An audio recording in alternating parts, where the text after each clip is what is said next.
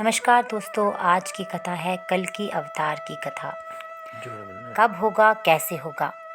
इसमें विष्णु जी भविष्य में कलयुग के अंत में आएंगे। कल्कि विष्णु का भविष्य में आने वाला अवतार माना जाता है।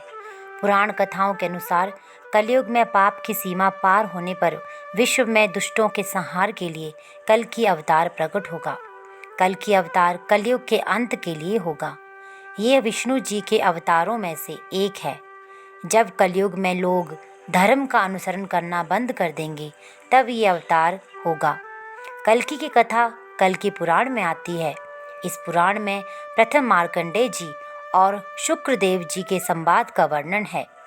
कलयुग का प्रारंभ हो चुका है, जिसके कारण पृथ्वी देवताओं के साथ विष्णु के सन्मुख जाकर उनसे अवतार की बात कहती है।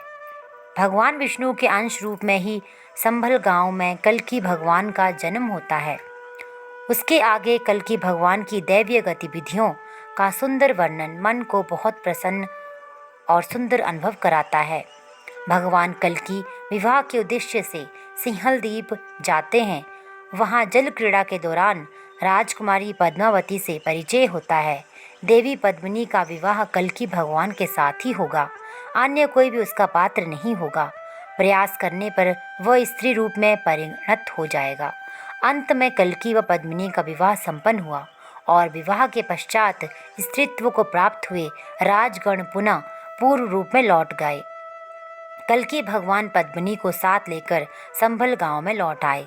विश्वकर्मा के द्वारा उसका अलौकिक तथा दिव्य नगरी के रूप में निर्माण हुआ। हरिद्वार में कल्कि जी ने मुनियों से मिलकर सूर्यवंश का और भगवान राम का चरित्र वर्णन किया।